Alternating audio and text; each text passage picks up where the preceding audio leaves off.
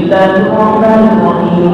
الحمد لله رب العالمين، والصلاة والسلام على سيد الأنبياء والمرسلين وعلى آله وأصحابه أجمعين. أما بعد، فإن أصدق الحديث كتاب الله، وأحسن الهدي هدي سيدنا محمد صلى الله عليه وسلم، وخير الأمور أعمالها، وشر الأمور محدثاتها، وكل محدثة بدعة، وكل بدعة ضلالة، وكل ضلالة في النار. وبالسند المتصل منا إلى الشيخ الإمام الإمام الحافظ الحجة أمير المؤمنين في الحديث أبي عبد الله محمد بن يزيد بن ماجد القزويني رحمه الله تعالى. اللهم انفعنا ورفعنا بعلومه وعلومكم أجمعين، آمين يا رب العالمين. أنه قال أبو الوصال لطلبة العلم، وبه قال حدثنا محمد بن الحارث بن راشد المسلم قال حدثنا الحكم بن عبد عن أبي هارون العبدي عن أبي سعيد الخدري رضي الله تعالى عنه عن رسول الله صلى الله عليه وسلم أنه قال: سيأتيكم أقوام يطلبون العلم، فإذا رأيتموهم فقولوا لهم مرحبا مرحبا بوصية رسول الله صلى الله عليه وسلم وأطلبهم. قلت للحكم: ما أظنهم؟ قال: علمهم.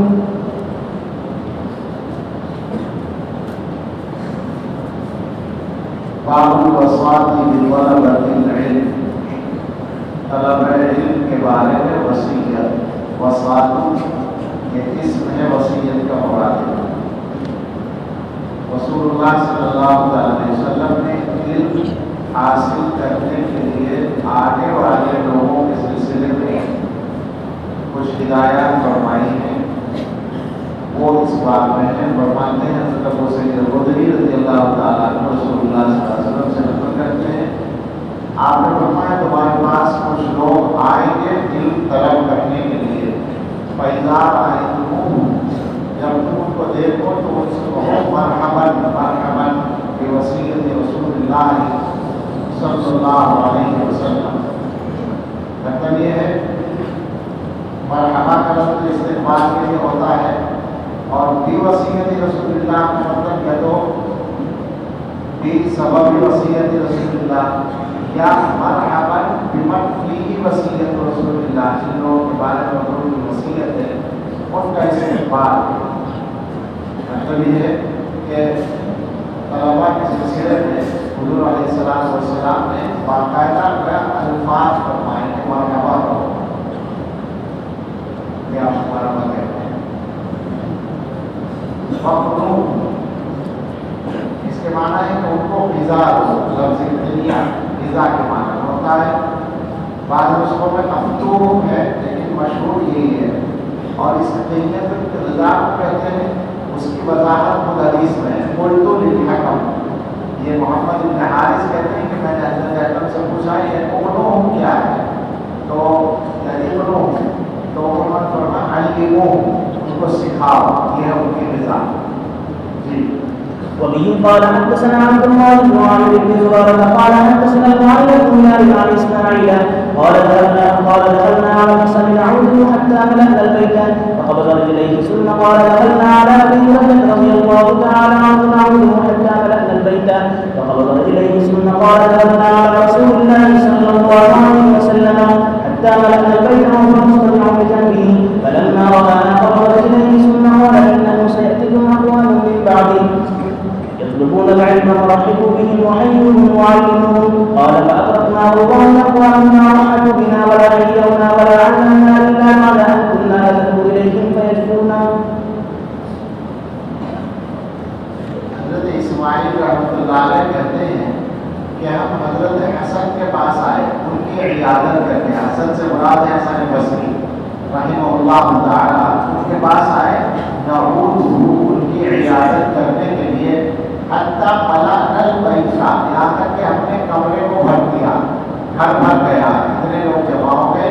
فقبض رجليه، تو حضرت نے اپنے پاؤں سمیٹ دیے، لیٹے ہوئے تھے، پاؤں سمیٹ دیے تاکہ گنجائش ہو جائے، یا یوں کہیے تاکہ اکرام ہو، میدان لازم نہ آئے آدمیوں کی طرف. ثم قال، پھر حضرت حسن نے فرمایا کہ ہم حضرت ابو ہریرہ رضی اللہ عنہ کے پاس پہنچے تھے ان کی عیادت کرنے کے لیے. حتیٰ ملأنا البیت، یہاں تک کہ ہم نے گھر بھر دیا. فقبض رجليه، تو انہوں نے بھی اپنے پاؤں سمیٹ لیے تھے.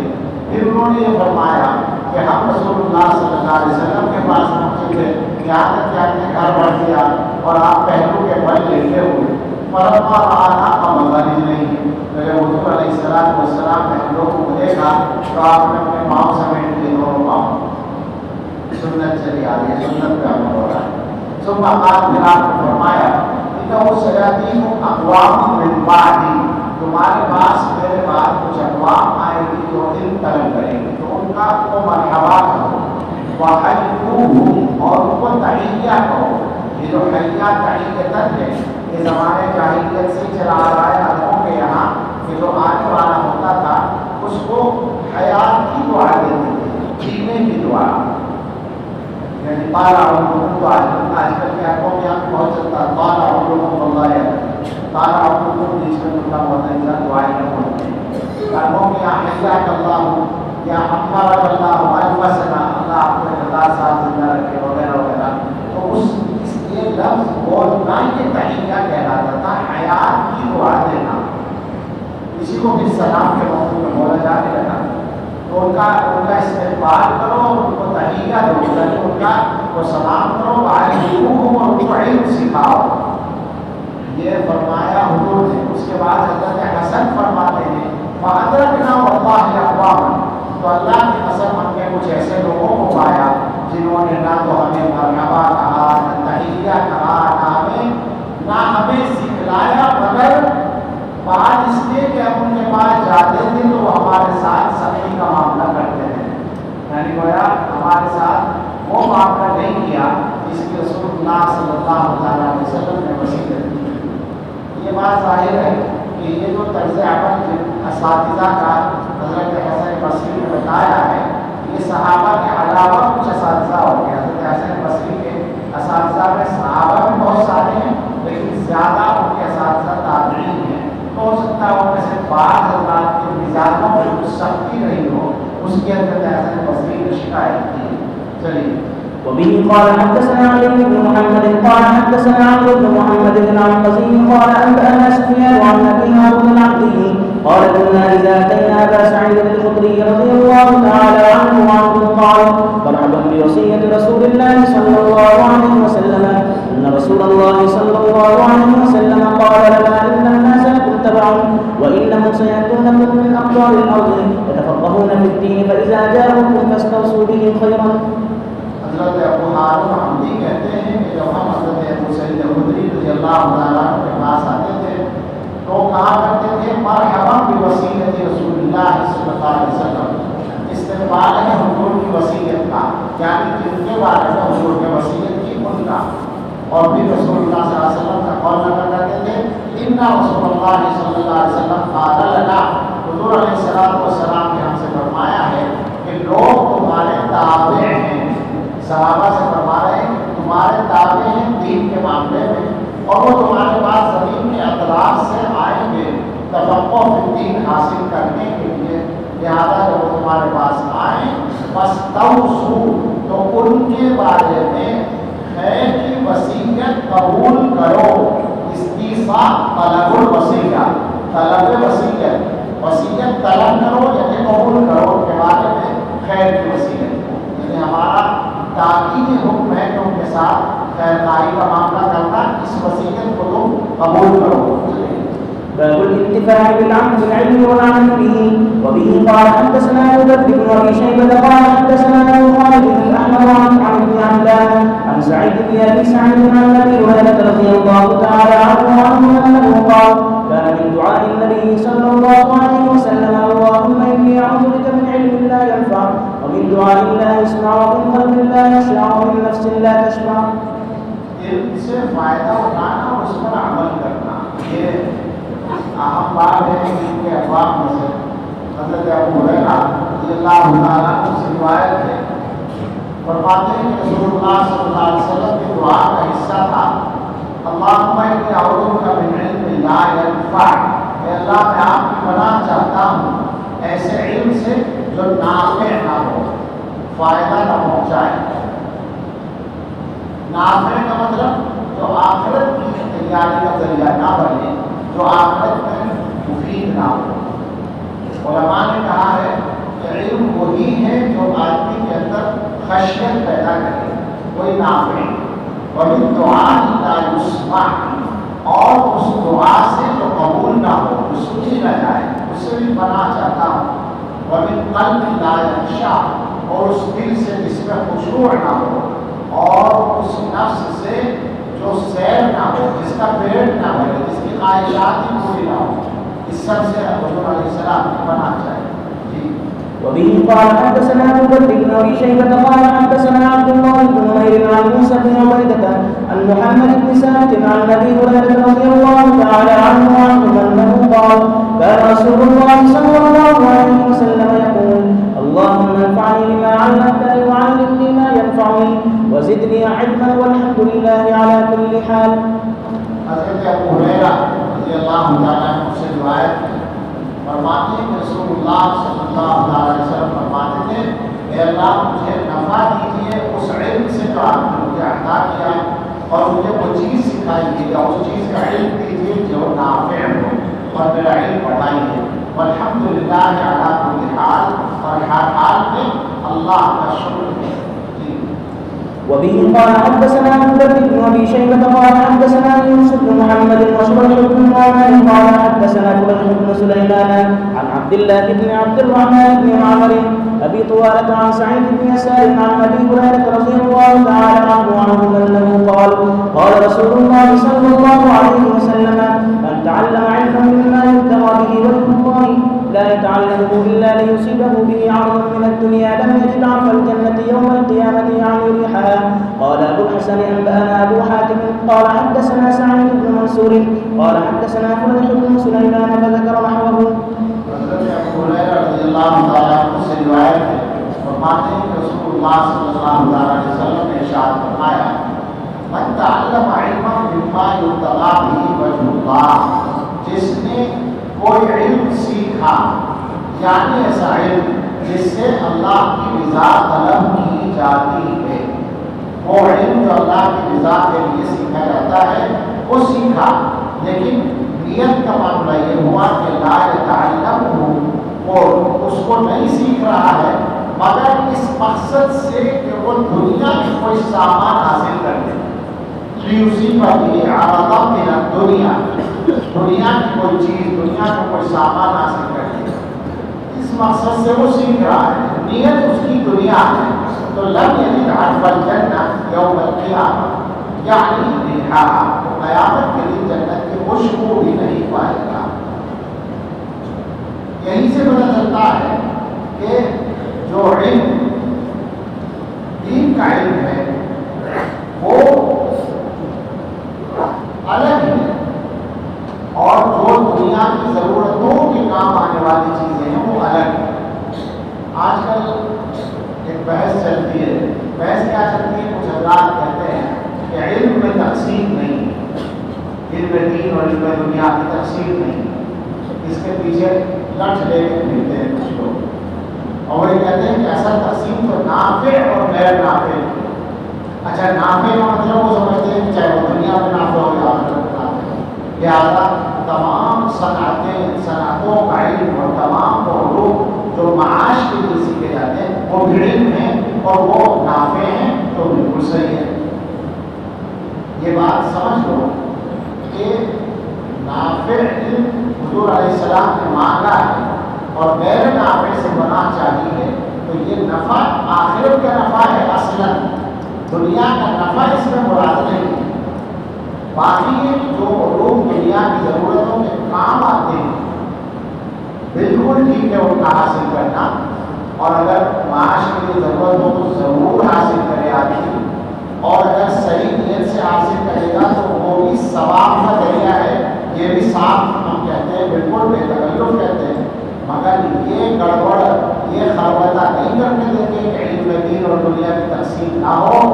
اس لیے کہ ایک سیدھا سا سوال ہے، جو علم مما یبتغى به وجه اللہ ہے اسے عرض دنیا حاصل کرنے کے لیے سیکھا تو جنت کی خوشبو بھی نہ ملی، اور وہ علوم جن کو آپ دنیا کے علوم، ہم دنیا کے علوم کہتے ہیں اور آپ نافع علوم کہہ رہے ہیں، اگر ان کو کوئی آدمی دنیا کے لیے سیکھے تو کوئی گناہ ہوگا؟ نہیں سیکھ رہا ہے اس لیے کہ روزگار کمائیں گے اس کے ذریعے تو کیا اسے جنت کے خوشبو نہیں ملے گی؟ گناہ کی بات نہیں ہے، کوئی حرج کی بات نہیں ہے. اس سے پتہ چلتا ہے کہ ماہیت میں فرق ہے. وہ ایک علم وہ ہے جو دین کا علم ہے اور اس کی غرض دنیا ہو بھی نہیں سکتی، اور باقی جو ہے وہ دنیا کے لیے سیکھے جاتے ہیں. تو فرض کو قرآن و حدیث سے ثابت ہے. یہ کوئی ایسی جدید کی بات نہیں ہے، یہ نئی بات ہے کہ لوگ یہ بات کرتے ہیں کہ علم میں دین اور دنیا کی تقسیم نہیں ہے. جناب عالی وہ نیت کا مسئلہ ہے، وہ الگ ہے. اس نیت کے خراب ہونے سے وہ نماز بھی دنیا بن جاتی ہے. جناب پھر علم کی کیا بات ہے؟ ہم یہ کہتے ہیں کہ اگر کوئی آدمی غلط نیت سے علم دین سیکھتا ہے وہ بھی دنیا ہے، اور اگر صحیح نیت سے علم دنیا سیکھتا ہے وہ بھی دین ہے. بالکل ٹھیک ہے. ایک آدمی صحیح نیت سے پھاوڑا چلاتا ہے وہ بھی دین ہے. ایک آدمی غلط نیت سے نماز پڑھتا ہے وہ دنیا ہے. تو بحث ثواب اور جزا کی نہیں ہو رہی. بحث مطلب یہ ہے کہ علم الگ الگ ہے یا نہیں، یہ بات مان لی. چلو. وبه قال حدثنا هشام بن عمار قال حدثنا حماد بن عبد الرحمن قال حدثنا ابو كريم الازدي عن نافع عن ابن عمر رضي الله تعالى عنهما وعنهم عن النبي صلى الله عليه وسلم انه قال من طلب العلم ليماري به السفهاء او ليباهي به العلماء او ليصرف وجوه الناس اليه فهو في النار. حضرت ابن عمر رضی اللہ عنہ سے روایت ہے، نبی صلی اللہ علیہ وسلم سے نقل کرتے ہیں، آپ نے فرمایا جو شخص علم حاصل کرے طلب کرے تاکہ اس کے ذریعے بے وقوفوں سے مباحثہ کرے. مارا یمانی ممارا میرا کہتے ہیں جھگڑے کو، بے وقوفوں سے جھگڑا کرے، یا اس کے ذریعے سے علماء پر فخر کرے کہ میں بڑا عالم ہوں، یا اس کے ذریعے سے لوگوں کے چہرے اپنی طرف پھیرے، یعنی لوگوں میں وجاہت حاصل کرنے کے لیے علم حاصل کرے تو بہت نام سیدھی سی بات ہے گزار کرنے جائے گا. جی اب بتاؤ یہاں کون سا علم ہو سکتا ہے؟ ایک آدمی انجینئرنگ پڑھتا ہے تاکہ مجھے فلاں تاریخ کو ملازمت مل جائے، کیا پریشانی کی بات ہے؟ غرض کی بات نہیں. چلو. وبه قال حدثنا محمد بن يحيى قال حدثنا ابن ابي مريم قال انبانا يحيى بن ايوب عن ابن جريج عن ابي الزبير عن جابر بن عبد الله رضي الله تعالى عنهما وعنهم ان النبي صلى الله عليه وسلم قال لا تعلموا العلم لتباهوا به العلماء ولا لتماروا به السفهاء ولا تحيزوا به المجالس فمن فعل ذلك فالنار النار.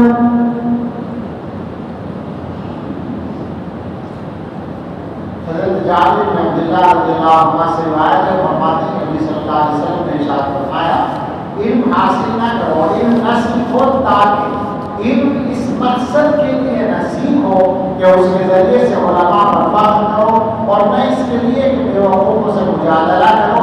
ولا تحیزوا به المجالس یا ولا تخیروا به المجالس جو ہوگا بعض نسخوں میں تحیزا کے معنی جگہ بنانا، اور نہ اس کے ذریعے سے مجالس میں جگہ بناؤ.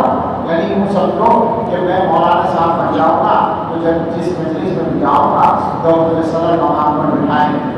فمن فعل ذلک جو اس نیت سے پڑھے گا، جو ایسا کام کرے گا، فالنار النار، فالنار النار مبتدا مان لو، فالنار اولاد یا فالنار النار ڈرے وہاں سے بچے وہاں سے یا داخل ہوگا. چلیے.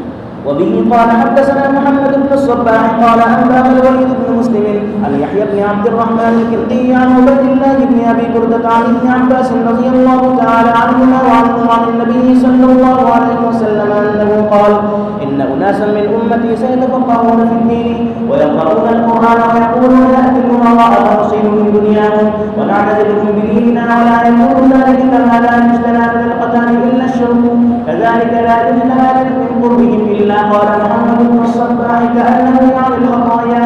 حضرت ابن عباس رضی اللہ عنہ سے روایت ہے، نبی صلی اللہ علیہ وسلم سے نقل کرتے ہیں، آپ نے فرمایا اپنی امت کے بہت سے لوگ تفقہ فی الدین حاصل کریں گے، عالم بنیں گے اور قرآن پڑھیں گے اور یوں کہیں گے کہ چلو عمرا کے پاس چلتے ہیں، ناطق عمرا کے پاس جاتے ہیں اور ان کی دنیا میں سے کچھ حاصل کر لیتے ہیں اور ان سے اپنے دین کو بچا لائیں گے. ان سے الگ ہو جائیں گے، اپنے دین کے ساتھ حفاظت کریں گے دنیا تھوڑی بہت حاصل کر لیں گے. حضور نے فرمایا ولا یقول ظالم ظالم اور بھی سن لیں کان کھول کر کہ ایسا نہیں ہو سکتا. جب تم عمرا کے بعد جاؤ گے ان سے دنیا حاصل کرنے کے لیے تو تمہارا دین سلامت رہے کہ نہیں ہوگا. کما لا یشترى من القتال الشوك جس طرح سے کانٹوں دار درخت سے کانٹوں کے علاوہ کچھ حاصل نہیں کیا جا سکتا اسی طرح سے عمرا کے قرب سے حاصل نہیں کیا جا سکتا مگر اللہ کے بعد راوی بھول گئے ہیں. محمد بن صبا کہتے ہیں شاید یہ فرمایا الا الخطایا ان کے قرب سے صرف خطایا حاصل کی جا سکتی ہے.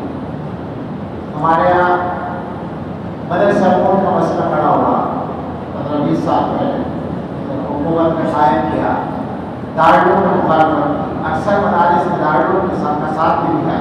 کچھ لوگوں نے اس کی حمایت دارالعلوم نے کہا کہ نہیں مدر سپورٹ میں جانا ٹھیک نہیں ہوگا مدارس اپنے مقصد سے ہٹ جائیں گے. ٹھیک ہے کچھ سہولتیں مل جائیں گی تنخواہیں بڑھ جائیں گی مگر یہ کہ اپنے مقصد سے ہٹ جائیں گے. اس جلسے میں یہ تو تجربے سے ثابت ہو ہی گیا کہ اگر وہ فیصلہ ہوتا تو بڑا غلط ہوتا سامنے آ گیا. اس جلسے میں حضرت ریاست علی صاحب رحمۃ اللہ علیہ نے تقریر کی 15 منٹ کا اور اس میں یہ حدیث انہوں نے پڑھی. تو ظاہر ہے تو مجمع رابطے کا جلسہ تھا تو اس میں جو سامعین تھے وہ مدارس کے ذمہ داران اساتذہ تھے تو بہت سے لوگ یہ کہتے ہوئے گئے کہ مولانا کی تقریر سن کے کرایہ وصول ہو گیا. یہ ایسا لگا جیسے یہ حدیث کسی موقع کے لیے ارشاد فرمائے گی تو لا یقول ظالم ایسا نہیں ہوگا کہ آپ مدین بچائیں. جی وبه قال حدثنا علي بن محمد ومحمد بن اسماعيل قال حدثنا عبد الرحمن بن محمد بن مهاجر قال حدثنا عمار بن سيد عن ابي معاذ القصيري وحدثنا علي بن محمد قال حدثنا اسحاق بن منصور عن عمار دین کے لیے جائیں گے تو فائدہ ہوگا اپنی ذات کے لیے دنیا کے لیے جائیں گے تو نقصان ہوگا. ہمارے قابل میں دنیا والوں کے ساتھ بہت سارے کام کیے مل کر لیکن اس لیے نہیں کہ ان سے کوئی فائدہ اٹھانے بلکہ فائدہ اٹھانے کا جب نمبر آیا تو پیچھے رہتے. حضرت مدنی رحمۃ اللہ علیہ کا ساری دنیا جاتی ہے کہ پدم وبھوشن کا کتاب کو دیا گیا. یہاں بھیجا گیا باقاعدہ آدمی کو کہ یہ کہتے ہیں کہ اخبار میں اس کی خبر آئی کہ ہم کو دیا جا رہا ان کا نام طے ہوا ہے. تو حضرت نے اخباری خبر کے بعد ہی ختم کی جا کے مجھے نہیں چاہیے میرے بزرگوں کا طریقہ نہیں ہے مجھے نہیں چاہیے. جی رحمۃ اللہ علیہ کو ایک نواب صاحب نے 1 لاکھ روپیہ بغیر اجازت کے 1 لاکھ آج کے 1 کروڑ سے زیادہ ہو سکتا ہے کرم کے برابر کا واپس کر دیا. ان کو برا لگا اور انہوں نے کہا کہ حضرت 1 لاکھ دینے والا کوئی مرید نہیں ملے گا. حضرت نے فرمایا 1 لاکھ واپس کرنے والا کوئی پیر نہیں. عن عباد بن سيد بن ابي محمد بن علي بن سيد عن ابي هريره رضي الله تعالى عنه انه قال رسول الله صلى الله عليه وسلم تعوذوا بالله من جب الحزن. قال يا رسول الله وما جب الحزن؟ قال والد في جهنم يتعوذ من جهنم كل يوم 400 مرة. قيل يا رسول الله ومن يدخله؟ قال اعد للفقراء الذين اعمالهم والا الاول الفقراء الى الله الذين يرزقون الفقراء. قال الحارث فاجر. قال ابو الحسن حدثنا عن بن يحيى قال حدثنا ابو بكر بن ابي شيبه ومحمد بن عمير قال حدثنا ابن عمير عن معاويه النصري وكان ثقة سنة وحديث نحوه باسناده. حضرت ابو ہریرہ رضی اللہ تعالیٰ عنہ سے روایت ہے فرماتے ہیں کہ رسول اللہ صلی اللہ علیہ وسلم نے ارشاد فرمایا اللہ کی پناہ چاہو حزن کے کنویں سے. جو کہتے ہیں کنویں کو وہ کنواں جس کی من نہ بنی ہوئی ہو یعنی کھلا ہوا کنواں. لوگوں نے پوچھا یا رسول اللہ جب الحزن کیا ہے؟ آپ نے فرمایا جہنم کے اندر ایک وادی ہے جس سے خود جہنم ایک دن میں 400 مرتبہ پناہ چاہتی ہے. پوچھا کہ یا رسول اللہ اس میں کون داخل ہوگا؟ فرمایا وہ تیار کی گئی ہے ان قرا کے لیے جو اپنے اعمال میں دکھاوا کرتے ہیں اور قرا میں سب سے زیادہ ناپسند اللہ کے نزدیک وہ ہے جو عمرا کی زیارت کرتے ہیں. آگے بخاری کی روایت میں ہے الجبرہ العمراء الجبرہ جاہل کی جمع الظلمہ ظالم عمرا یہاں قرآن کا مطلب یہ مت سمجھنا کہ آپ بچے ہوئے ہیں اس سے، آپ اس کو پہلے داخل ہیں. جن کو قاری کہا جاتا ہے ہمارے زمانے میں وہ نمبر 2 پر ہیں، مولوی صاحب نمبر 1 پر ہے. اور اس کی وجہ یہ ہے کہ جب آپ سے کہا جاتا ہے یوم القوم اقرب، تو آپ کیا کہتے ہیں کہ وہ جو اقرب ہوتا تھا وہ اعلم ہوتا تھا، تو وہ علم اصل ہے اس میں.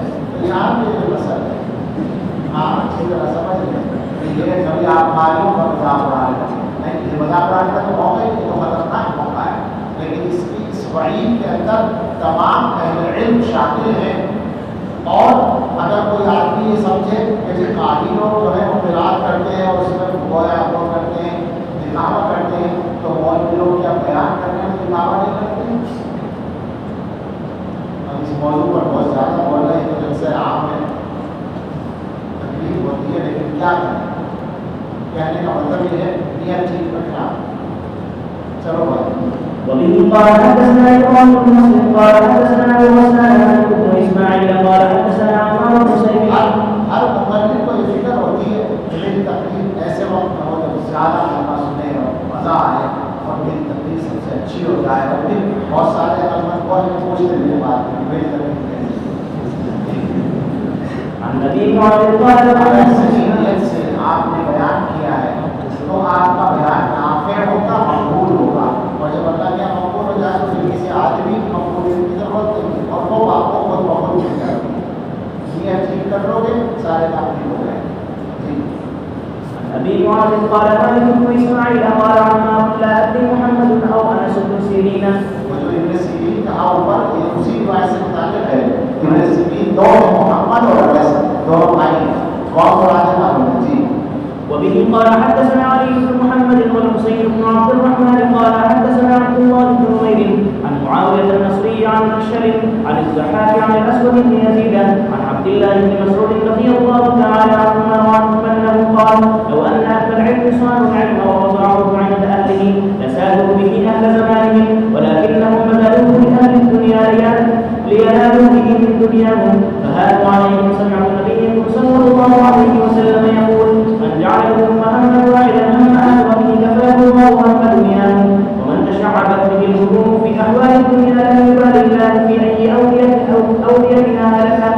قال أبو الحسن حدثنا حاتم بن يحيى قال حدثنا أبو بكر بن أبي شيبة ومحمد بن عبد الله بن نمير قال حدثنا ابن نمير عن معاوية النصري وكان ثقة ثم ذكر الحديث من نحوه في إسناده. حضرت عبداللہ بن مسعود رضی اللہ تعالیٰ عنہ سے روایت ہے، فرماتے ہیں کہ اگر اہل علم کی حفاظت کرے اور اس کو اہل کے پاس رکھے، یعنی اہل لوگوں کو علم دے، نسادوں بھی اعلیٰ زمانے ہیں، تو وہ اس کے ذریعے اپنے اہل زمانہ کی سرداری کریں گے. لیکن انہوں نے خرچ کیا اس کو اہل دنیا کے لیے تاکہ اس کے ذریعے ان کی دنیا میں سے کچھ حاصل کریں. فآتوا علیہم، تو ان کے سامنے ہلکے ہو گئے، ذلیل ہو گئے. جی. میں نے تمہارے نبی صلی اللہ علیہ وسلم کو فرماتے ہوئے سنا یہ گرا میں بات ہو من جعل الحکومت من واحدا ہم آخرتی، جس آدمی نے سارے غموں کو ایک غم بنا لیا، آخرت کا غم، تو اللہ تعالیٰ اس کو کفایت فرمائیں گے دنیا کے غم سے. اور جس کو غموں نے منتشر کر دیا دنیا کے احوال میں، تو اللہ تعالیٰ کو پرواہ نہیں ہو کہ وہ دنیا کی کون سی وادی میں ہلا دیا. وبه قال حدثنا زيد بن أسلم وعباد بن الوليد قال حدثنا محمد بن عباد اليماني قال حدثنا علي بن الجبار اليماني عن أيوب السختياني عن خالد بن دريد عن ابن عمر رضي الله تعالى عنهما وعنهم أن النبي صلى الله عليه وسلم أنه قال من طلب العلم لغير الله أو أراد به أنه مساجد أن النبي صلى الله عليه وسلم أن النبي صلى الله عليه وسلم قال من طلب العلم لغير الله أو أراد به غير الله فليتبوأ مقعده من النار. حضرت ابن عمر رضی اللہ عنہ سے روایت ہے کہ نبی صلی اللہ علیہ وسلم نے ارشاد فرمایا جس نے غیر اللہ کے لیے علم طلب کیا یا اس سے غیر اللہ کا ارادہ کیا تو اسے چاہیے کہ جہنم میں کا ٹھکانہ نہیں جاتا. جی. وبه قال حدثنا احمد بن عاصم بن عباد قال حدثنا بشير بن ميمون قال سمعت اشعث بن سوار عن ابن سيرين عن حذيفه رضي الله تعالى عنه انه قال سمعت رسول الله صلى الله عليه وسلم يقول لا تعلموا العلم لتبالوا به العلماء أو لتماروا به السفهاء أو لتصرفوا وجوه الناس إليكم فمن فعل ذلك فهو في النار. حضرت حذیفہ رضی اللہ تعالیٰ عنہ سے روایت ہے، فرماتے ہیں کہ میں نے رسول اللہ صلی اللہ علیہ وسلم کو فرماتے ہوئے سنا، علم حاصل نہ کرو اس لیے کہ اس سے علماء پر فخر کرو گے اور اس کے ذریعے بیوقوفوں سے خطاب کرو گے یا اس کے ذریعے لوگوں کے چہروں کو اپنی طرف پھیرو، تو ایسا کرے گا وہ جہنم میں۔ وبه قال حدثنا محمد بن اسماعيل قال حدثنا وهب بن اسماعيل الاسدي قال حدثنا عبد الله بن سعيد المقبري عن جده عن ابي هريره رضي الله تعالى عنه انه قال قال رسول الله صلى الله عليه وسلم من تعلم العلم ليباهي به العلماء ويماري به السفهاء ويصرف به وجوه الناس اليه ادخله الله جهنم. باب من سئل عن علم فكتمه. وبه قال حدثنا ابو بكر بن ابي شيبه قال حدثنا اسود بن عامر قال حدثنا عمر بن زازان قال حدثنا علي بن الحكم قال حدثنا عطاء عن ابي هريره عن النبي صلى الله عليه وسلم انه قال ما من رجل يحفظ علما فيكتمه الا اتي به يوم القيامه ملجما بلجام من النار. قال ابو الحسن اي القطان وحدثنا ابو حاتم قال حدثنا ابو الوليد قال حدثنا عمارة بن زازان فذكر نحوه. باب من سئل عن علم فكتمه، جس سے کسی علم کے بارے میں پوچھا گیا اور اس نے اس کو چھپا دیا۔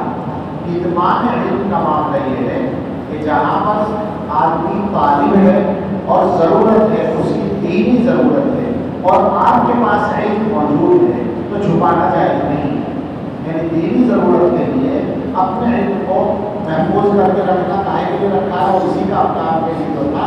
ایک آدمی آپ سے نماز کا مسئلہ پوچھنے آیا اور آپ جانتے ہیں بتائیں اس کو، ایک آدمی کسی اور چیز کا مسئلہ پوچھنے آیا اور آپ جانتے ہیں تو اس کو بتائیں، یعنی لوگوں کے دینی ضرورت کے معاملات میں آپ کے پاس جو علم ہے اس کو چھپانے کی اجازت نہیں ہے۔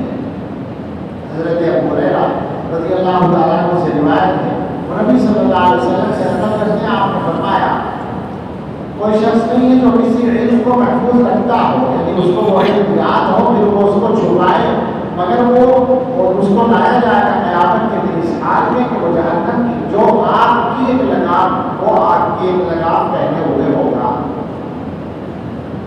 جی وبه قال حدثنا ابو مروان العصباني محمد بن عثمان قال حدثنا ابراهيم بن سعد عن الزهري عن عبد الرحمن بن هرمز الأعرج انه سمع ابا هريره رضي الله تعالى عنه يقول والله لولا آيتان في كتاب الله تعالى ما حدثت عنه عن النبي صلى الله عليه وسلم شيئا ابدا لولا قول الله ان الذين يكتمون ما انزل الله من الكتاب الى اخر الايتين. عبد الرحمن بن ہرمز الأعرج فرماتے ہیں کہ انہوں نے حضرت ابو ہریرہ رضی اللہ تعالیٰ عنہ کو فرماتے ہوئے سنا کہ اگر اللہ کی قسم اگر اللہ کی کتاب میں 2 آیتیں نہ ہوتی تو میں نبی صلی اللہ علیہ وسلم سے کوئی چیز کبھی نقل نہ کرتا، کوئی چیز آپ سے نقل نہ کرتا ہے نبی صلی اللہ علیہ وسلم سے۔ وہ کیا ہے؟ ان الذین یکتمون ما انزل اللہ من الکتاب، بے شک وہ لوگ جو چھپاتے ہیں اس کتاب کو جو اللہ نے نازل کی ہے اور اس کے بدلے میں دنیا کی تھوڑی قیمت حاصل کرتے ہیں، ان کو ان کا آخرت میں کوئی حصہ نہیں ہے، اللہ ان سے بات نہیں کرے گا، ان کی طرف نظر رحمت نہیں کرے گا، ان کو عذاب عظیم ہوگا۔ اولئک الذین اشتروا الضلالۃ بالہدی فأتاهم بالمغفرۃ وما اصبرهم علی النار، یہ لوگ جنہوں نے ہدایت کے بدلے گمراہی کو خریدا اور مغفرت کے بدلے عذاب کو اختیار کیا، تو جہنم پر ان کا صبر کتنا بڑا ہے، جہنم پر ان کی جرأت کتنی زیادہ ہے۔ یہ 2 آیتیں ہیں جنہوں نے مجبور کیا ہے کہ حضور علیہ السلام سے جو سیکھا ہے اس کو آگے پہنچایا جائے، ورنہ ہم اس میں احتیاط کریں۔ یہ ہے وہ نیت، صحیح نیت۔ جی وبه قال حدثنا الحسين بن ابي السري العسقلاني قال حدثنا خلف بن تميم عن عبد الله بن السري عن محمد بن المنكدر عن جابر رضي الله تعالى عنه انه قال قال رسول الله صلى الله عليه وسلم اذا لعن اخر هذه الامه اولها فمن كتم حديثا فقد كتم ما انزل الله. حضرت جابر رضی اللہ عنہ سے روایت ہے، فرماتے ہیں کہ رسول اللہ صلی اللہ علیہ وسلم نے ارشاد فرمایا جب اس امت کے بعد والے لوگ پہلے لوگوں کو برا کہیں تو چھپائے گا تو اس نے ما انزل اللہ کو چھپایا، جو کچھ اللہ نے نازل کیا اس کو چھپایا، یہ وہ اس آیت کا مصداق ہو گیا۔ اس کا مفہوم سیدھا سیدھا یہ ہے، اولہا سے مراد ہوتے ہیں سلف یعنی صحابہ، بنیادی طور پر صحابہ کو لوگ برا کہیں۔ ایسے زمانے میں اگر کسی کے پاس صحابہ کی فضیلت میں کوئی حدیث ہے اور وہ اس کو چھپائے تو یکتمون ما انزل اللہ کا وہ مصداق ہوگا۔ بس یہی اس کا مفہوم ہے، اور اس میں سب صحابہ داخل ہیں، حضرات اہل بیت بھی ہیں اور تمام صحابہ اس کا حصہ ہیں۔ اگر لوگ صحابہ کو برا کہیں اور صحابہ کی فضیلت میں آپ کے پاس کوئی حدیث ہے تو آپ کو چھپانے کی اجازت نہیں ہے، مگر ایسا اندیشہ ہوتا ہے کہ شاید آج کل اس معاملے میں ذمہ داری پوری نہیں ہو رہی۔ چلیے وبه قال حدثنا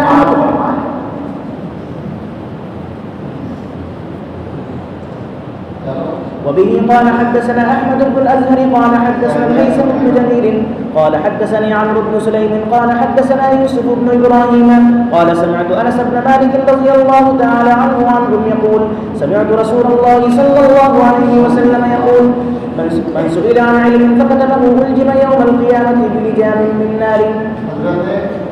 انس بن مالک رضی اللہ تعالیٰ عنہ کو فرماتے ہوئے سنا کہ میں نے رسول اللہ صلی اللہ علیہ وسلم کو فرماتے ہوئے سنا، جس سے کسی علم کے بارے میں پوچھا جائے تو اس کو چھپا دے تو اس کو قیامت میں آپ کے پیغام پہنائی جائے گی۔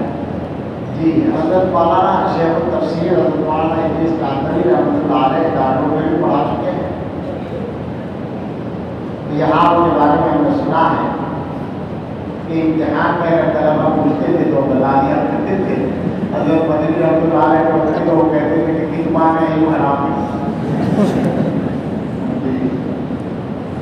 سیدھے آدمی تھے، آگے بہت بڑے تھے، بہت اچھا علم تھا اور صلاحیت بہت اعلیٰ درجے کے معقولات کے بھی ماہر تھے، تفسیر کے ماہر تھے، معارف القرآن انگلیسی آتے تھے اور حدیث کے ماہر تھے، طالب الصبی تھے، لیکن ویسے بہت سیدھے آدمی تھے۔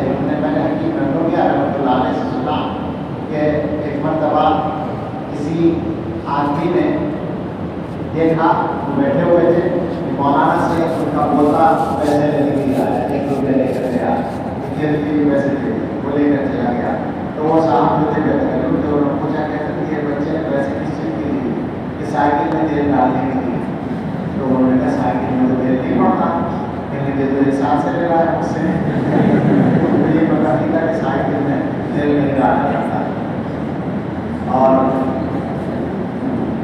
کوثر نیازی نے لکھا ہے کہ ایک مرتبہ گاڑی میں جا رہے تھے، ان کے ساتھ تھا، تو راستے میں وہاں کا بینک ہے جو بڑا بینک ہے حبیب بینک، تو اس کی عمارت آئی اور اس پر اردو میں لکھا ہوا تھا، مگر رسم الخط عربی تھا، عربی رسم الخط لکھا ہوا تھا حبیب بینک لمیٹڈ، اس کا نام تھا سرکاری۔ تو حضرت گاڑی جب آگے بڑھتی تو کہنے لگے کہ اب ماشاء اللہ پاکستان میں بھی عربی کا رواج ہونے لگا۔ تو انہوں نے پوچھا کہ کیا دیکھا؟ کہنے لگے ابھی عبارت آئی تھی، اس پر عربی میں کچھ عبارت لکھی ہوئی تھی، ساری بات تو سمجھ میں نہیں آئی، لیکن حبیب بینہ کا سمجھ میں آ گیا، کبھی عربی سمجھ میں نہیں آیا۔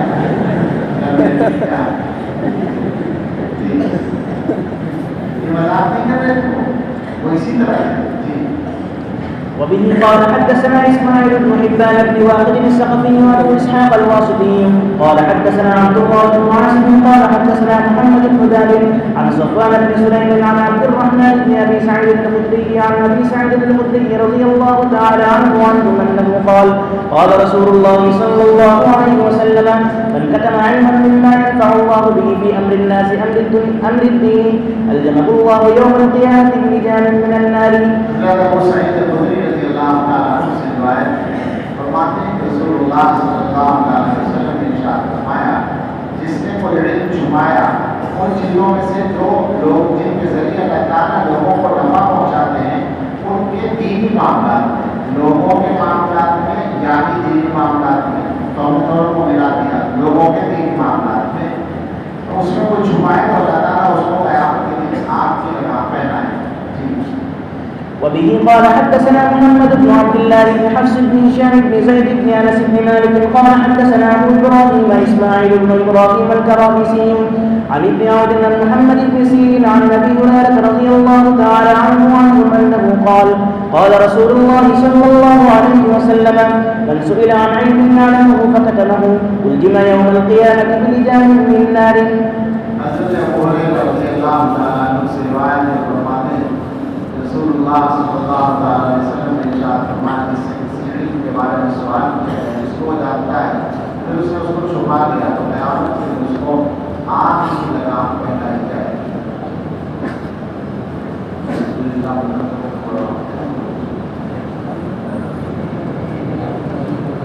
بہت سے حضرات کو معلوم